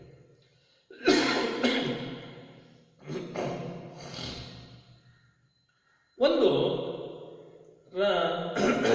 ಲೇಖಕರು ಈ ರಂಜದ ಹೂಗಳನ್ನ ಪೋಣಿಸ್ತಾ ಕುಳಿತುಕೊಂಡಿದ್ದಂತಹ ಸಂದರ್ಭದಲ್ಲಿ ಒಂದು ದಿನ ಏನಾಯ್ತು ಅಂತಂದ್ರೆ ಕುಳಿತುಕೊಂಡಿದ್ರು. ಅದನ್ನ ಮನೆಗೆ ಬಂದಂತಹ ಶಿಕ್ಷಕರಾದಂತಹ ಕೃಷ್ಣಪ್ಪಯ್ಯ ಅವರು ನೋಡ್ಬಿಟ್ರು. ನೋಡಿದವರೇ ಅವರಿಗೆ ತುಂಬಾ ಸಿಟ್ಟು ಬಂತು. ಅವರು ಬರುವಾಗಲೇ ಮನೆಗೆ, ಕೃಷ್ಣಪ್ಪಯ್ಯ ಮೇಷ್ಟ್ರು ಮನೆಗೆ ಬರುವಾಗಲೇ ಉದ್ದನೆಯ ಬೆತ್ತವನ್ನ ತರ್ತಾ ಇದ್ರು. ಆ ಉದ್ದನೆಯ ಬೆತ್ತದಲ್ಲಿ ಪೆಟ್ಟು ತಿಂದು ಅದೇನ್ ಕಲಿತ್ರೋ ಏನೋ ಗೊತ್ತಿಲ್ಲ, ಆದ್ರೆ ಅದು ಪೆಟ್ಟು ತಿಂದು ಕಲಿತೆ ಎಂಬುದಕ್ಕಿಂತ ಮರೆತು ಹೋಗಿದೆ. ಅಂದ್ರೆ ಅವ್ರು ಏನ್ ಕಲಿತ್ರೋ ಅನ್ನೋದಕ್ಕಿಂತ ಕಲ್ತಿದ್ದೆಲ್ಲ ಮರೆತು ಹೋಗಿರೋದೇ ಹೆಚ್ಚಾಗಿದೆ.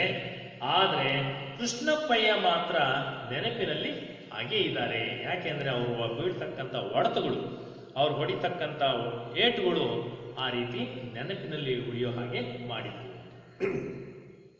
ಇದಾದ ಮೇಲೆ ನಾನು ಅಮ್ಮನ ಜೊತೆಗೆ ಅಂದ್ರೆ ಊರಿಗೆ, ಅಮ್ಮನ ಊರು ತಾಯಿ ಊರು ಮೇಳಿಗೆ ಅಂತೇಳಿ ಮೇಳಿಗೆಗೆ ಹೋಗಿ ಅಲ್ಲಿನ ಶಾಲೆಯಲ್ಲಿ ಕೆಲವು ಕಾಲ ಪಾಠಾಭ್ಯಾಸವನ್ನ ಅಥವಾ ವಿದ್ಯಾಭ್ಯಾಸವನ್ನ ಕಲ್ತ್ಕೊಳ್ತಾರೆ ಲೇಖಕರು. ಆಗ ಇವರಿಗೆ 6 ವರ್ಷ ವಯಸ್ಸಿರಬಹುದು. ಅಲ್ಲಿದ್ದಂತಹ ಶೇಷಗಿರಿ ಮೇಷ್ಟ್ರು, ಇವರ ಆದ್ಮೇಲೆ ಕೃಷ್ಣಪ್ಪಯ್ಯ ಆದ್ಮೇಲೆ ಶೇಷಗಿರಿ ಮಾಸ್ಟರ್. ಈ ಶೇಷಗಿರಿ ಮೇಷ್ಟ್ರು ಏನ್ ಮಾಡ್ತಿದ್ರು, ಇವರ ತಾಯಿಗೂ ಅವರು ಶಿಕ್ಷಕರಾಗಿದ್ರು. ಶೇಷಗಿರಿ ಮೇಷ್ಟ್ರು ಇವರ ತಾಯಿಗೂ ಶಿಕ್ಷಕರಾಗಿದ್ರು. ಅದು ಏಕೋಪಾಧ್ಯಾಯ ಶಾಲೆ ಅಂತ. ಆ ಒಂದು ಶಾಲೆ ಏಕೋಪಾಧ್ಯಾಯ, ಒಬ್ಬರೇ ಉಪಾಧ್ಯಾಯರು, ಎಲ್ಲ ವಿಷಯಗಳನ್ನು ಅವರೇ ಮಾಡ್ತಾ ಇದ್ರು. ಕನ್ನಡ, ಇಂಗ್ಲಿಷ್, ಹಿಂದಿ, ಗಣಿತ, ಸಮಾಜ, ವಿಜ್ಞಾನ ಎಲ್ಲ ವಿಷಯಗಳನ್ನು ಅವರೇ ಹೇಳ್ಕೊಡ್ತಾ ಇದ್ರು. ಹೀಗೆ ಏಕೋಪಾಧ್ಯಾಯ ಶಾಲೆ ಆಗಿರೋದ್ರಿಂದ ಪ್ರತಿ ಪಿರಿಯಡು ಕೂಡ ಅಲ್ಲಿ ಶಾಲೆ ಒಳಗೆ ಇರಬೇಕಾಗಿತ್ತು. ಹಾಗಾಗಿ ಮಕ್ಕಳಿಗೆ ಒಂದು ರೀತಿಯ ಅಲ್ಲಿ ಶಾಲೆ ಒಳಗೆ ಹೋಗ್ಬೇಕು ಅನ್ನೋದೇ ಒಂದು ರೀತಿ ಬೇಸರ ಆಗ್ತಿತ್ತು. ಯಾಕೆ ಅಂತಂದ್ರೆ ಎಲ್ಲ ವಿಷಯ ಒಬ್ಬರೇ ಹೇಳ್ಕೊಡೋದ್ರಿಂದ ಮಕ್ಕಳಿಗೆ ಬೇಸರ. ಹಾಗಾಗಿ ಎಷ್ಟೊತ್ತಿಗೆ ಶಾಲೆಯಿಂದ ಹೊರಗೆ ಹೋಗ್ತೀವೋ ಅನ್ನೋದೇ ಅವರಿಗೆ ಕುತೂಹಲ ಆಗಿತ್ತು. ಶಾಲೆಯ ಹೊರಗೆ ಧೂಳು ತುಂಬಿದಂತಹ ಅಂಗಳ ಇತ್ತು. ಶಾಲೆಯ ಹೊರಗೆ ಎಲ್ಲ ಮೈದಾನ ಇತ್ತು, ಅಲ್ಲೆಲ್ಲ ಧೂಳು ಅಂದ್ರೆ ಮರಳಿನಿಂದ ಧೂಳಿನಿಂದ ತುಂಬಿರ್ತಕ್ಕಂಥ ಮೈದಾನ. ಆ ಧೂಳಿನಲ್ಲಿ ಸಣ್ಣ ಸಣ್ಣ ಗುಡಿಗಳು ಅಂದ್ರೆ ಗುಂಡಿಗಳು ಇರ್ತಿತ್ತು. ಆ ಗುಡಿ ಒಳಗೆ ಕಪ್ಪನೆಯ ಹುಳುಗಳು ಇರ್ತಾ ಇತ್ತು. ಅವನ್ನ ಗುಬ್ಬಿ ಅಥವಾ ತನ್ನಾದೇವಿ ಅಂತೇಳಿ ಕರೀತಾ ಇದ್ರು. ಇವ್ರೇನ್ ಮಾಡ್ತಿದ್ರು ಅಂದ್ರೆ ಅದನ್ನ ಬೆರಳಿನಿಂದ ಅದನ್ನ ಅಲುಗಾಡಿಸಿ ಆ ಹುಳುಗಳನ್ನ ಮೇಲಕ್ಕೆ ತೆಗಿತಕ್ಕಂಥದ್ದೇ ಅವರ ಕೆಲಸ ಆಗಿತ್ತು. ಕಾಶಿಗೆ ಹೋಗೋ ದಾರಿ ತೋರಿಸು ಅಂತಂದೇಳಿ ಲೇಖಕರು ಏನ್ ಮಾಡ್ತಿದ್ರು, ಆ ಹುಳುಗಳನ್ನ ಗುಂಡಿ ಒಳಗೆ ಬೆರಳಿನಿಂದ ಹುಳುಗಳನ್ನ ಮೇಲಕ್ಕೆ ಎಕ್ಕಿ ತೆಗಿತಾ ಇದ್ರು, ಆರಿಸಿ ತೆಗಿತಾ ಇದ್ರು. ಇದನ್ನ ನೋಡಿದಂತಹ ಮೇಷ್ಟ್ರು ಏನ್ ಮಾಡ್ತಿದ್ರು, ಗದರಿಸಿ ಆ ಎಲ್ಲ ಮಕ್ಕಳನ್ನು ಶಾಲೆಯಿಂದ ಒಳಗೆ ಕರ್ಕೊಳ್ತಾ ಇದ್ರು. ಒಳಗೆ ಕರೆದು ಪಾಠ ಮಾಡಬೇಕಾಗ್ತಿತ್ತು ಅವರಿಗೆ. ಅವನ್ನೆಲ್ಲ ಒಳಗೆ ಕೂರಿಸಿ ಮತ್ತೆ ಪಾಠ ಶುರು ಮಾಡ್ತಾ ಇದ್ರು. ಆದ್ರೆ ಮಕ್ಕಳಿಗೆ ಹೊರಗೆ ಹೋಗ್ಬೇಕು ಅನ್ನೋದೇ ಆಸಕ್ತಿ ಹೆಚ್ಚಾಗಿತ್ತು. ಅದಕ್ಕಾಗಿ ಏನ್ ಮಾಡ್ತಿದ್ರು ಅಂದ್ರೆ ಯಾವ್ದಾದ್ರೂ ಒಂದು ನೆಪವನ್ನ ಹುಡುಕ್ತಾ ಇದ್ರು. ಹೊರಗೆ ಹೋಗೋದಕ್ಕೆ ಒಂದು ನೆಪ ಬೇಕಾಗಿತ್ತು. ಅದಕ್ಕೆ ಏನ್ ಮಾಡ್ತಿದ್ರು ಅಂದ್ರೆ ಸಾರ್ ಒಂದಕ್ಕೆ ಅಂತೇಳಿ ಅವರು ಬೆರಳನ್ನ ತೋರಿಸ್ತಾ ಇದ್ರು. ಆಗ ಅವ್ರು ಏನ್ ಮಾಡ್ತಿದ್ರು, ಹೊರಗೆ ಹೋಗೋದಕ್ಕೆ ಅನುಮತಿಯನ್ನ ಕೊಡ್ತಾ ಇದ್ರು. ಈ ರೀತಿಯಾಗಿ ಲೇಖಕರು ಅವರ ಒಂದು ಬಾಲ್ಯದ ಶಿಕ್ಷಣವನ್ನ ನೆನಪಿಸ್ಕೊಳ್ತಾ ಇದ್ದಾರೆ. ಮುಂದೇನಾಯ್ತು ಅಂತ ನೋಡೋಣ. ಹೀಗೆ ಇರುವಾಗ ಸತತವಾಗಿ ಮಳೆ ಸುರಿತಾ ಇತ್ತು. ಮಲೆನಾಡು ಅಂದಮೇಲೆ ಮಳೆ ಜಾಸ್ತಿ. ಹಾಗಾಗಿ ಮಳೆ ಸುರಿತಾನೇ ಇತ್ತು. ಮಳೆಗಾಲದಲ್ಲಿ ಏನ್ ಮಾಡ್ತಾನೆ ಅಂತಂದ್ರೆ ಮನೆಯಲ್ಲಿ, ಆ ಮಳೆಗಾಲದಲ್ಲಿ ಮನೆ ಅಂತ ಹೇಗಿತ್ತು ಲೇಖಕರದು ಅಂದ್ರೆ, ಅಲ್ಲಿ ವಿಪರೀತ ಮಳೆ ಬಂದಾಗ ಆ ಮನೆಯಲ್ಲಿ ಸೋರದೇ ಇರ್ತಕ್ಕಂತಹ ಭಾಗ ಹುಡುಕಿದ್ರು ಸಿಗ್ತಾ ಇಲ್ಲ. ಅಂದ್ರೆ ಎಲ್ಲ ಕಡೆನೂ ಆ ಮನೆ ಸೋರ್ತಾ ಇತ್ತು. ಮಳೆಗಾಲದ ಆರಂಭಕ್ಕೆ ಮೊದಲೇ ಮನೆಯ ಕೆಲಸಕ್ಕೆ ಅವರ ಸಂಬಂಧಿಕರು, ಅಪ್ಪನ ಸ್ನೇಹಿತರು ಅವರೆಲ್ಲ ಸೇರಿ ಒಣ ಸೌದೆಯನ್ನ ಒಂದು ಕಡೆ ಸಂಗ್ರಹಿಸಿ ಇಡ್ತಾ ಇದ್ರು. ಅಂದ್ರೆ ಬೇಸಿಗೆ ಕಾಲದಲ್ಲಿ ಒಣ ಸೌದೆಯನ್ನ, ಮನೆ ಬೇಕಾಗಿರ್ತಕ್ಕಂಥ ಒಣ ಸೌದೆಯನ್ನ ಸಂಗ್ರಹಿಸಿ ಇಡ್ತಕ್ಕಂಥ ಒಂದು ಸಂಪ್ರದಾಯ ಅಥವಾ ಪ್ರಕ್ರಿಯೆ ಸದಾ ಇರುತ್ತೆ ಮಲೆನಾಡಿನಲ್ಲಿ. ಆಮೇಲೆ ಮನೆಗೆ ಬೇಕಾಗಿರ್ತಕ್ಕಂತಹ ದಿನಸಿ, ಅಕ್ಕಿ, ಬೇಳೆ, ಜೋನಿ ಬೆಲ್ಲ ಇವೆಲ್ಲವನ್ನು ಕೂಡ ಬೇಸಿಗೆ ಕಾಲದಲ್ಲಿ ಸಂಗ್ರಹಿಸಿ ಇಟ್ಕೊಳ್ತಾ ಇದ್ರು. ಅದಕ್ಕೆಲ್ಲರೂ ನೆಂಟರಿಷ್ಟು, ಸಂಬಂಧಿಕರು ಎಲ್ಲ ಸೇರಿಕೊಂಡು ಅವರು ಅದನ್ನ ಕೆಲಸವನ್ನ ಮಾಡ್ತಾ ಇದ್ರು. ನಂತರ ಅಲ್ಲಿ ಕಾಡು ಹಲಸಿನ ಹಣ್ಣು, ಕಾಡು ಹಲಸು ಅಂತಕ್ಕಂಥದ್ದು ಯಥೇಚ್ಛವಾಗಿ ಸಿಗ್ತಾ ಇತ್ತು. ಅಲ್ಲಿ ಆ ಸಿಗ್ತಕ್ಕಂತಹ ಕಾಡು ಹಲಸು ಇದು ಜೊತೆಗೆ ಅದರ ಕಾಯಿಯಿಂದ ಹಣ್ಣಿನ ತನಕ ಈ ಕಾಡು ಹಲಸು ಎಲ್ಲಾ ಹಂತಗಳಲ್ಲಿ ಒಂದಲ್ಲ ಒಂದು ರೀತಿಯ ಆಹಾರ ಪದಾರ್ಥದ ತಯಾರಿಯಲ್ಲಿ ಉಪಯೋಗಕ್ಕೆ ಬರ್ತಾ ಇತ್ತು ಈ ಕಾಡು ಹಲಸು. ಅಂದ್ರೆ ಅದು ಎಳೆಕಾಯಿ ಪಲ್ಯ ಮಾಡೋದಕ್ಕೆ ಬರ್ತಾ ಇತ್ತು. ಬಲಿತು ದೊಡ್ಡದಾದ್ಮೇಲೆ ಅದು ಬಲಿತು ಹಣ್ಣಾದ್ಮೇಲೆ ತಿನ್ನೋದಕ್ಕೆ ಹಣ್ಣು ಬರ್ತಾ ಇತ್ತು. ಹೀಗೆ ಅದರ ಒಂದು ಬಹು ಉಪಯೋಗಿ ಒಂದು ವಸ್ತು ಆಗಿತ್ತು. ಜೊತೆಗೆ ಈ ಸುರಿಯುವ ಮಳೆಯಲ್ಲಿ ಏನ್ ಮಾಡ್ತಾ ಇದ್ರು ಅಂದ್ರೆ ಮಕ್ಕಳೆಲ್ಲ ಬಚ್ಚಲ ಒಲೆಯ ಮುಂಭಾಗದಲ್ಲಿ ಬೆಳಕಿನ ಎದುರು ಕುಳಿತು ಕೈಗಳನ್ನು ಮುಂದೆ ಚಾಚಿ ಈ ಬೆಂಕಿಯನ್ನ ಕಾಯಿಸ್ಕೊಳ್ತಾ ಇತ್ತು. ದಿನನಿತ್ಯ ಮಳೆ ಬರ್ತಿರುವಾಗ ಬಚ್ಚಲ ಮನೆಗೆ ಆ ಮಂಡ್ಯ ಒಲೆ ಮುಂದಕ್ಕೆ ಹೋಗಿ ಬೆಂಕಿಯನ್ನ ಕಾಯಿಸ್ಕೊಳ್ತಕ್ಕಂಥದ್ದು ಅಲ್ಲಿ ನಡೀತಕ್ಕಂಥ ಒಂದು ಇದಿತ್ತು. ಹಾಗಾಗಿ ಆ ಜಡಿ ಮಳೆಯಲ್ಲಿ ಬೆಂಕಿಯ ಹಿತ ಒಂದು ರೀತಿಯ ಸುಖವನ್ನು ಕೊಡ್ತಾ ಇತ್ತು. ಮಳೆಗಾಲದಲ್ಲಿ ಆ ಬೆಂಕಿ ಜಾಸ್ತಿ ಆದಾಗ ಜಳ ಅದನ್ನು ಜಾಸ್ತಿ ಆದಾಗ ಒಂದು ರೀತಿಯ ಒಂದು ಆ ಚಳಿಗೆ ಬಿಸಿ ಕಾಸ್ಕೊಂಡಾಗ ಒಂದು ರೀತಿ ಸುಖ ಸಿಗ್ತಾ ಇತ್ತು. ಆಗ ಅದರ ಜೊತೆಯಲ್ಲಿ ಏನ್ ಮಾಡ್ತಿದ್ರು ಅಂದ್ರೆ ಈ ಹಲಸಿನ ಬೀಜಗಳನ್ನ ಆ ಬೆಂಕಿಯಲ್ಲಿ ಹಾಕಿ ಸುಟ್ಕೊಂಡು ಅದರ ಜೊತೆಯಲ್ಲಿ ಅವನ್ನ ತಿಂತಾ ಇದ್ರು. ಅದೇ ಸಮಯದಲ್ಲಿ ಯಾರಾದರೂ ಹಿರಿಯರು ಅವರಿಗೆ ಒಂದೊಂದು ಕಥೆಯನ್ನ ಹೇಳ್ತಿದ್ರು. ಬಾಯಿ ಬಿಟ್ಟುಕೊಂಡು ಮಕ್ಕಳೆಲ್ಲ ಸೇರ್ಕೊಂಡು ಅದನ್ನ ಕಥೆಯನ್ನ ಆಲಿಸ್ತಾ ಇದ್ರು. ಹೀಗೆ ಅವರ ಒಂದು ಜೀವನ ನಡೀತಾ ಇತ್ತು. ಲೇಖಕರು ಅದನ್ನೆಲ್ಲವನ್ನು ಬಹಳ ಕೂಲಂಕುಷವಾಗಿ ನೆನಪು ಮಾಡಿಕೊಳ್ತಾ ನಮಗೆ ನಮ್ಮ ಎದುರಿಗೆ ಇಲ್ಲಿ ಗದ್ಯ ರೂಪದಲ್ಲಿ ಹಂಚಿಕೊಂಡಿದ್ದಾರೆ. ಇಷ್ಟೇ ಅಲ್ಲ ಮಕ್ಕಳೇ, ಡಾಕ್ಟರ್ ಯು ಆರ್ ಅನಂತಮೂರ್ತಿ ಅವರು ಇನ್ನೂ ಅವರ ನೆನಪಿನ ಬುತ್ತಿಯಲ್ಲಿರ್ತಕ್ಕಂಥ ನೆನಪುಗಳನ್ನು ಒಂದೊಂದಾಗಿ ಬಿಚ್ಚಿರ್ತಾ ಇದ್ದಾರೆ. ನೋಡಿರಿ, ಬೇಸಿಗೆ ಬಂದಾಗ, ಇದು ಮಳೆಗಾಲದ ಪರಿಸ್ಥಿತಿ ಆದರೆ, ಇನ್ನು ಬೇಸಿಗೆಯಲ್ಲಿ ಅವರ ತಾಯಿ ಮಳೆಗಾಲದ ದಿನಗಳಿಗೆಂದು ಹಪ್ಪಳ, ಸಂಡಿಗೆ, ಚಕ್ಲಿ ಇಂತಹ ಅನೇಕ ತಿಂಡಿಗಳನ್ನ ಮಾಡಿಬಿಟ್ಟು ಎಲ್ಲ ಒಣಗಿಸಿ, ಹಪ್ಪಳ ಸಂಡಿಗೆ ಅವನ್ನೆಲ್ಲ ಮಾಡಿಬಿಟ್ಟು ಒಣಗಿಸಿ ಅದನ್ನ ಸ್ಟಾಕ್ ಇಟ್ಕೊಂಡಿರ್ತಿದ್ರು, ಸಂಗ್ರಹಿಸಿ ಒಂದು ಇದರಲ್ಲಿ ಇಟ್ಕೊಂಡಿರ್ತಿದ್ರು. ಮಳೆಗಾಲ ಬಂದಾಗ ಅವನ್ನೆಲ್ಲ ಬೆಂಕಿಯಲ್ಲಿ ಸುಡೋದು ಅಥವಾ ಎಣ್ಣೆಯಲ್ಲಿ ಕರಿಯೋದು ಹೀಗೆ ಮಾಡ್ಕೊಂಡು, ನೀವು ಕೂಡ ನೋಡಿರ್ಬೋದು ಮನೆಯಲ್ಲಿ ಯುಗಾದಿ ಹಿಂದೆ ಮುಂದೆ ಎಲ್ಲ ಹಪ್ಪಳ ಸಂಡಿಗೆ ಮಾಡ್ಕೊಂಡು ಸ್ಟಾಕ್ ಉಟ್ಕೊಂಡ್ಬಿಡ್ತಾರೆ, ವರ್ಷಕ್ಕಾಗುವಷ್ಟು ಉಟ್ಕೊಂಡ್ಬಿಡ್ತಾರೆ. ನಿತ್ಯ ಊಟದಲ್ಲಿ ಅವನ್ನ ಬಳಸ್ತಾ ಇದ್ರು. ಜೊತೆಗೆ ಈ ಹಿರಿಯರಿಗೆ ಮಾತ್ರ ಗೊತ್ತಿದ್ದಂತಹ ಕೆಲವು ಔಷಧೀಯ ಗುಣಗಳ ಸೊಪ್ಪುಗಳನ್ನ ಬೇಯಿಸಿ ದಿನನಿತ್ಯದ ಊಟದಲ್ಲಿ ಅವನ್ನ ಬಳಸ್ಕೊಳ್ತಾ ಇದ್ರು. ಆಗ ಎರಡನೇ ಮಹಾಯುದ್ಧದ ಸಂದರ್ಭ. ಆ ಒಂದು ಕಾಲದಲ್ಲಿ ಕೆರೆ ಕೊಪ್ಪದಲ್ಲಿ ಅಂಗಳದ ಆಚೆ ಮನೆಯಲ್ಲಿ ಆಕ್ರಮಿಸಲು ವಂಚುತ್ತಾ ಇರುವಂತಹ ಒಂದು ಅರಣ್ಯ ಪ್ರದೇಶ ಇತ್ತು. ಅಂದ್ರೆ ಕೆರೆ ಕೊಪ್ಪದ ಅಂಗಳದ ಆ ಕಡೆ ಮನೆಯ ಪಕ್ಕದಲ್ಲಿ ಒಂದು ದೊಡ್ಡದಾಗಿರ್ತಕ್ಕಂಥ ಒಂದು ವಿಶಾಲವಾದ ಕಾಡಿತ್ತು. ಆ ಕಾಡು ಏನಾಗಿತ್ತು ಅಂತಂದ್ರೆ ವಿಪರೀತ ಬೆಳೆದಿತ್ತು. ಒಮ್ಮೆ ಏನಾಯಿತು, ಮನೆಯ ನಸುಕಿನಲ್ಲಿ ಎದ್ದು, ಅರಣ್ಯದ ಅಲ್ಲಿ ನಸುಕಿನಲ್ಲಿ ಬೆಳಗಿನ ಜಾವದಲ್ಲಿ ಎದ್ದು ಬಿಟ್ಟು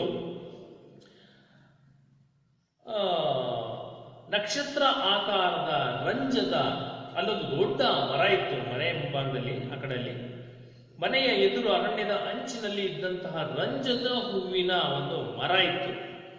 ಆ ಮರದ ನೆಲದ ಮೇಲೆ, ಮರವೊಂದರಿಂದ ನೆಲದ ಮೇಲೆ, ನೆಲದ ಬಳಿ ಎಲ್ಲ ಬೆಳಿಗ್ಗೆ ಎದ್ದು ನೋಡಿದ್ರೆ ಹೂವುಗಳು ಚೆಲ್ಲಿರ್ತಾ ಇತ್ತು. ನಕ್ಷತ್ರ ಆಕಾರದ ರಂಜದ ಹೂಗಳನ್ನ ಬೆಳಿಗ್ಗೆ ಎದ್ದ ತಕ್ಷಣ ಅವನ್ನೆಲ್ಲ ಆರಿಸ್ಕೊಂಡು ಬರೋದು. ನಂತರ ಅಜ್ಜನ ಪೂಜೆಗೋಸ್ಕರ ದೂರ್ವೆ ಅಂದ್ರೆ ಗರಿಕೆ ಹುಲ್ಲನ್ನ ಕಿತ್ಕೊಂಡು ಬರಬೇಕಾಯಿತು. ಅದು ದಿನನಿತ್ಯ ಅಜ್ಜನ ಪೂಜೆಗೆ ಬೇಕಾಗಿತ್ತು. ಈ ಹೂ ಆರಿಸೋದು ಇವರ ಆಸೆ ಆಗಿತ್ತು. ಹೂ ಮಾಲೆ ಕಟ್ತಕ್ಕಂಥದ್ದು ಇವರ ಆಸೆ. ಅಜ್ಜನ ಪೂಜೆಗೆ ಗರಿಕೆಯನ್ನ ತಂದು ಕೊಡ್ತಕ್ಕಂಥದ್ದು ಅವರ ಆಸೆ ಆಗಿತ್ತು. ಹೀಗೆ ಜೊತೆಗೆ ಕೇದಿಗೆ ಹೂವು ಅರಳಿದೆಯೇ ಇಲ್ಲವೇ ಅಂತಕ್ಕಂಥ ನೋಡೋದು. ದಿನ ಹೋಗಿ ಅವು ರಂಜಕದ ಹೂವನ್ನ ಹತ್ಕೊಂಡ್ಬರೋದು, ಗರಿಕೆ ಹೂವನ್ನು ಕಿತ್ಕೊಂಡ್ಬರೋದು, ಕೇದಿಗೆ ಹೂವು ಅರಳಿದೆಯೋ ಇಲ್ವೋ ನೋಡೋದು. ಆಮೇಲೆ ಆ ಬಿದಿರಿನ ಸಂದಿಯಲ್ಲಿ ನಿಂತ್ಕೊಂಡು ಆ ಗೂಡಲ್ಲಿ, ಪಕ್ಷಿಗಳಿಟ್ಟಂತಹ ಗೂಡಲ್ಲಿ ಮೊಟ್ಟೆ ಮರಿ ಆಗಿದೆಯೋ ಇಲ್ವೋ ಅದನ್ನ ಇಣಿಕಿ ನೋಡ್ತಕ್ಕಂಥದ್ದು ಕುತೂಹಲದಿಂದ.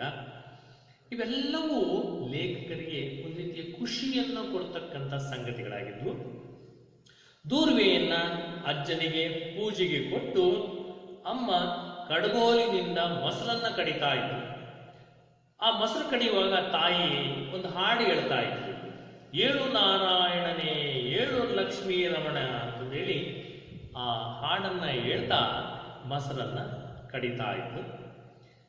ಈ ಹಾಡನ್ನ ಕೇಳ್ತಾ ಕೇಳ್ತಾ, ಆ ಹಾಡನ್ನ ಹೇಳುವುದನ್ನ ಆಲಿಸ್ತಾ ಈ ಲೇಖಕರು ಏನ್ ಮಾಡ್ತಿದ್ರು, ರಂಜದ ಹೂವುಗಳನ್ನ ಬಾಳೆಯ ನಾರಿನಲ್ಲಿ ಕೋಣಿಸ್ತಾ ಇದ್ರು, ಏರಿಸ್ತಾ ಇದ್ರು. ಅವನ್ನೆಲ್ಲ ಕಟ್ಟಿ ಕೃಷ್ಣಪ್ಪಯ್ಯ ಮೇಷ್ಟ್ರಿಗಾಗಿ ಆತಂಕದಲ್ಲಿ ಕಾಯ್ತಾ ಕುತ್ಕೊಂಡಿರ್ತಿದ್ರು. ಅವ್ರು ಹೂವು ಏರಿಸ್ತಾ ಕುತ್ಕೊಂಡಿರ್ತಿದ್ರು. ಕೃಷ್ಣಪ್ಪಯ್ಯ ಮೇಷ್ಟ್ರಿ ಇನ್ನೇನು ಬಂದ್ಬಿಡ್ತಾರೋ ಅಂತಂದೇಳಿ ಅವರು ಕಾಯ್ತಾ ಇರ್ತಿದ್ರು. ಒಂದೊಂದು ಸಾರಿ ಏನ್ ಮಾಡ್ತಿದ್ರು, ಆ ಮೇಷ್ಟ್ರಿಗೆ ಶಾಪ ಹಾಕ್ತಿದ್ರು. ಏನಂತ, ಇವತ್ತು ಮೇಷ್ಟ್ರಿಗೆ ಜ್ವರ ಬರಲಿ ದೇವ್ರೇ ಅಂತಂದೇಳಿ ಎಷ್ಟೋ ಸರಿ ಶಾಪ ಹಾಕಿದ್ದು ಕೂಡ ಇದೆ. ನಾವು ಮನಸ್ಸಿನಲ್ಲೇ ಪ್ರಾರ್ಥನೆ ಮಾಡ್ತಾ ಇದ್ರು. ಅಂದ್ರೆ ಆ ಬಾಲ್ಯದ ನೆನಪುಗಳು ಹಾಗಿರ್ತಿತ್ತು.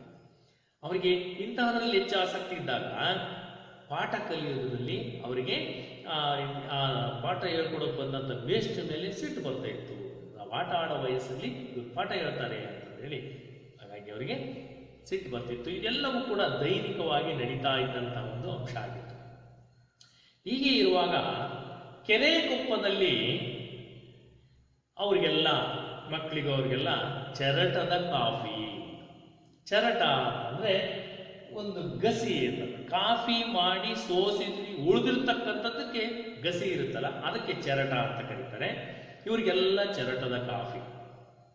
ಆದ್ರೆ ಕೆಲವು ಸಾರಿ ಅಜ್ಜಯ್ಯನಿಗೆ, ನನ್ನ ತಂದೆ ಶಾನುಭೋಗರಿಗೆ, ಅಂದ್ರೆ ಅಜ್ಜಯ್ಯನಿಗೆ ಅವರ ತಂದೆ ಮತ್ತೆ ಶಾನುಭೋಗರಿಗೆ ಮತ್ತು ಅವರ ಗೆಳೆಯರಾದಂತಹ ಪಟೇಲರಿಗೆ ಮಾತ್ರ ಒರಿಜಿನಲ್ ಕಾಫಿ ಪುಡಿಯ ಕಾಫಿಯನ್ನು ಕೊಡ್ತಾ ಇದ್ರು ಅವರಿಗೆ.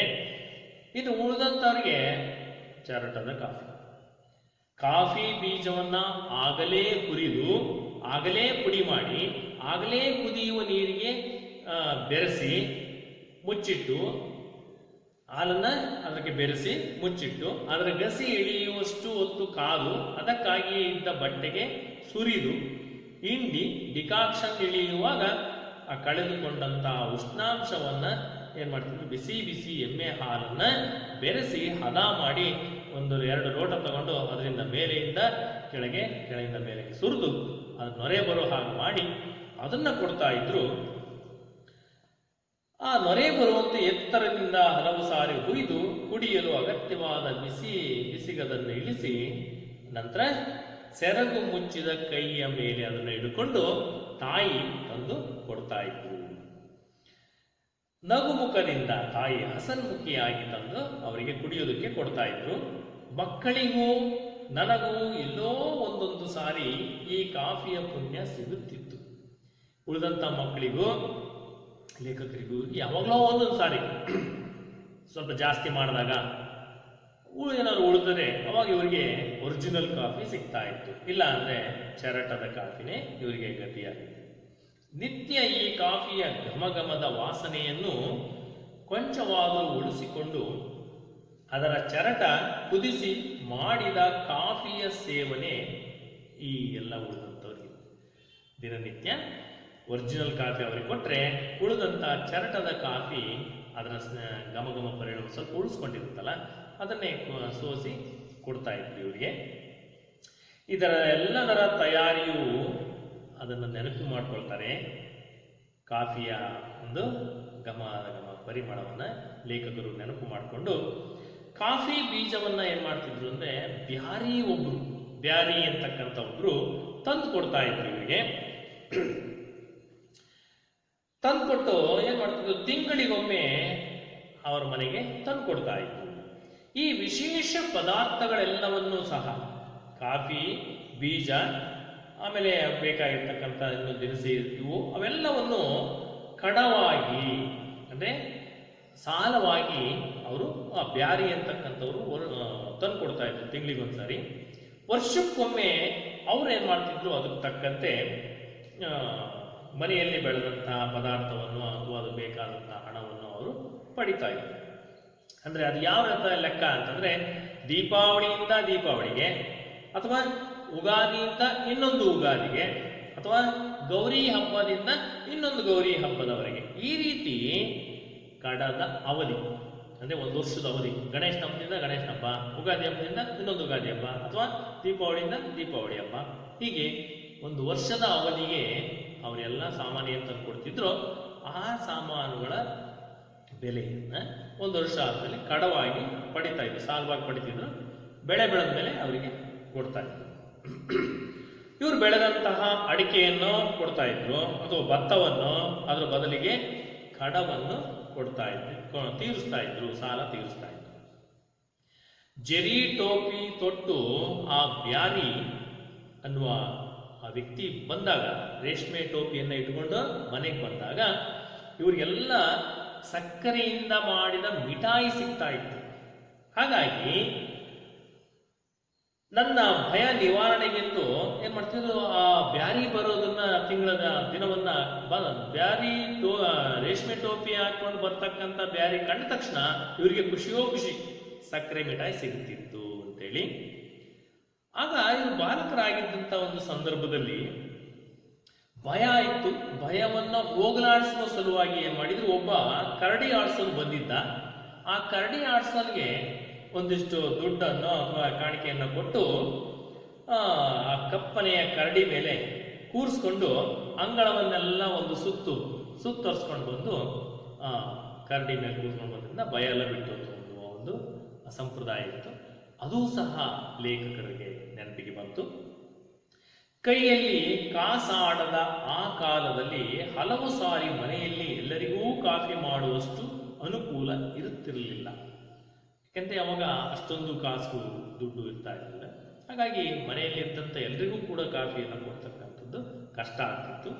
ಕೆಲವೊಮ್ಮೆ ಏನು ಮಾಡ್ತಿದ್ರು, ಸ್ವಲ್ಪ ಕಾಫಿ ಪುಡಿಯಲ್ಲಿ ಒಂದು ಲೋಟ ಕಾಫಿ ಮಾಡಿ ಅಪ್ಪನಿಗೆ ಕೊಟ್ಟು ಆ ಕಾಫಿ ಮಾಡಿದ ಚರಟದಲ್ಲಿ ನನಗೆ ಮತ್ತೆ ಎಲ್ಲ ತಾಯಿ ಎಲ್ಲ ಅವರೇ ಕುಡಿತಾ ಇದ್ರು. ಹೀಗೆ ಒಂದು ಸಾರಿ ಏನಾಯ್ತು, ಅವರ ಅಜ್ಜನಿಗೂ ಸಹ ಇಂಥ ಚರಟದ ಕಾಫಿನೇ ಕೊಟ್ಬಿಟ್ರು ಒಂದ್ಸಾರಿ ಅವ್ರ ತಾಯಿ. ಆಗ ಅಜ್ಜ ಮನೆಗೆ ಹಿರಿಯನಾಗಿದ್ದರಿಂದ ನನಗೆ ಚರಟದ ಕಾಫಿಯೋ ಅಂತ ಕೇಳಿಯೇ ಬಿಟ್ಟು, ನನಗೆ ಚರಟದ ಕಾಫಿನೋ ನಾನು ಯಜಮಾನ ಅಂತಂದೇಳಿ ಒಂದು ದಿನ ಕೇಳೇ ಬಿಟ್ರು. ಆಗ ಮನೆಯಲ್ಲಿ ಅಜ್ಜಿಗೂ ಅಜ್ಜನಿಗೂ ಒಂದೊಂದ್ಸಾರಿ ಕಿರಿಕಿರಿ ಆದಾಗ, ಅಜ್ಜಿಗೂ ಮತ್ತು ಅಮ್ಮನಿಗೂ ಅತ್ತೆ ಸೊಸೆ ಜಗಳ ಆದಾಗ ಅಜ್ಜಯ್ಯ ಏನ್ ಮಾಡ್ತಿದ್ದ, ಸೌದೆ ತರುವ ನೆಪದಲ್ಲಿ ಮಾಡಿಕೊಂಡು ಕತ್ತಿಯನ್ನ ಹಿಡ್ಕೊಂಡು ಮಚ್ಚನ್ನು ತಗೊಂಡು ಕಾಡಿಗೆ ನಡೆದ್ಬಿಡ್ತಿದ್ರು. ಆಗ ಈ ಲೇಖಕರು ಸಹ ಹಠ ಹಿಡಿದು ಅಜ್ಜನ ಜೊತೆಯಲ್ಲೇ ಹೋಗ್ತಾ ಇದ್ರು. ನಾನು ಬರ್ತಾ ಇದ್ದೇನೆ, ಲೀಲಜ್ಜ ಅಂತ ಹೇಳ್ಬಿಟ್ಟು ಹೋಗ್ತಾ ಇದ್ದೆ. ಆಗ ಅಮ್ಮನಿಗೆ ಈ ರೀತಿ ಅಜ್ಜಯ್ಯನ ಜೊತೆ ಪಟ್ಟಾಂಗ ಮಾಡುತ್ತಾ ಅಲೆಯುವುದು, ಅಂದ್ರೆ ಬರೀ ಪಟ್ಟಾಂಗ ಹರಟೆ ಹೊಡ್ಕೊಂಡು ತಿರುಗಾಡ್ತಕ್ಕಂಥದ್ದು, ತಾತನ ಜೊತೆ ಹರಟೆ ಹೊಡ್ಕೊಂಡು ತಿರುಗಾಡ್ತಕ್ಕಂಥದ್ದು ಎಳ್ಳಷ್ಟು ಇಷ್ಟ ಇರಲಿಲ್ಲ. ಹಾಗಾಗಿ ಅಂತಹ ಸಮಯದಲ್ಲಿ ಏನೇನೋ ನೆಪ ಮಾಡಿಕೊಂಡು ಲೇಖಕರು ಆ ಕಾಡು ಹರಟೆಯಲ್ಲಿ ಕಾಲವನ್ನು ಕಳೀತಾ ಅಲ್ಲಿ ಅಕ್ಷರವನ್ನು ತಿದ್ದುತ್ತಿಲ್ಲವೆಂದು ಅಜ್ಜಯ್ಯನ ಎದುರೇ ಬೈತಾ ಇದ್ರು ಇವ್ರ ತಾಯಿ. ಇವರು ಅಕ್ಷರ ಬರೀತಿಲ್ಲ, ತಿಂತಾ ಇಲ್ಲ, ಓದ್ತಾ ಇಲ್ಲ, ಬರಿತಾ ಇಲ್ಲ ಅಂತೇಳಿ ತಾಯಿ ಅವರನ್ನ ಲೇಖಕರನ್ನ ಅಜ್ಜಯ್ಯನ ಎದುರಿಗೆ ಬೈತಾ ಇದ್ರು. ಹಾಗಾಗಿ ಯಾವ್ಯಾವುದೋ ನೆಪ ಹೇಳ್ಕೊಂಡು ಕೊನೆಗೆ ಹಠ ಮಾಡಿಕೊಂಡು ಲೇಖಕರು ಅಜ್ಜನ ಜೊತೆ ಹರಟೆ ಹೊಡೆಯೋದಕ್ಕೆ ಹೋಗ್ಬಿಡ್ತಿದ್ರು. ಹೀಗೆ ಅವರು ಜೀವನದಲ್ಲಿ ಅನುಭವಿಸಿದಂತಹ ಅಥವಾ ಅವರ ಜೀವನದಲ್ಲಿ ನಡೆದಂತಹ ಘಟನೆಗಳನ್ನು ಅವರ ನೆನಪಿನ ಬುದ್ಧಿಯಿಂದ ನಮಗೆ ಉಣಬಡಿಸಿರ್ತಕ್ಕಂಥದ್ದು ಎಲ್ಲರಿಗೂ ಈ ಒಂದು ಅವರ ಒಂದು ನೆನಪುಗಳು ಈಗಲೂ ಸಹ ಅವರಿಗೆ ಅವರ ನೆನಪುಗಳು, ಅವುಗಳನ್ನು ಓದಿದಂತಹ ನಮಗೂ ಸಹ ನಮ್ಮ ಬಾಲ್ಯದ ನೆನಪುಗಳನ್ನು ನೆನಪು ಮಾಡಿಕೊಳ್ಳುವಂಥ ನಿಟ್ಟಿನಲ್ಲಿ ಈ ಗದ್ಯ ಭಾಗ ಬಹಳ ಉತ್ಕೃಷ್ಟವಾದಂತಹ ಒಂದು ರೀತಿಯಲ್ಲಿ ಮೂಡಿ ಬಂದಿರುವುದು ಎಲ್ರಿಗೂ ಕೂಡ ಸಂತೋಷದ ಒಂದು ಸಂಗತಿಯಾಗಿದೆ. ಹೀಗೆ ಡಾಕ್ಟರ್ ಯು ಆರ್ ಅನಂತಮೂರ್ತಿ ಅವರು ಅವರ ಜೀವನದ ಸುಂದರ ಕ್ಷಣಗಳನ್ನು ನೆನಪು ಮಾಡಿ ನಮಗೆಲ್ಲ ಉಣಬಡಿಸಿದ್ದಾರೆ ಈ ಒಂದು ಅಮ್ಮ ಗದ್ಯ ಭಾಗದಲ್ಲಿ. ಅಮ್ಮ ಈ ಪದಕ್ಕೆ ಸರಿಸಾಟಿಯಾದಂಥ ಪದ ಮತ್ತೊಂದು ಇಲ್ಲ ಅಂತ ಹೇಳ್ತಾ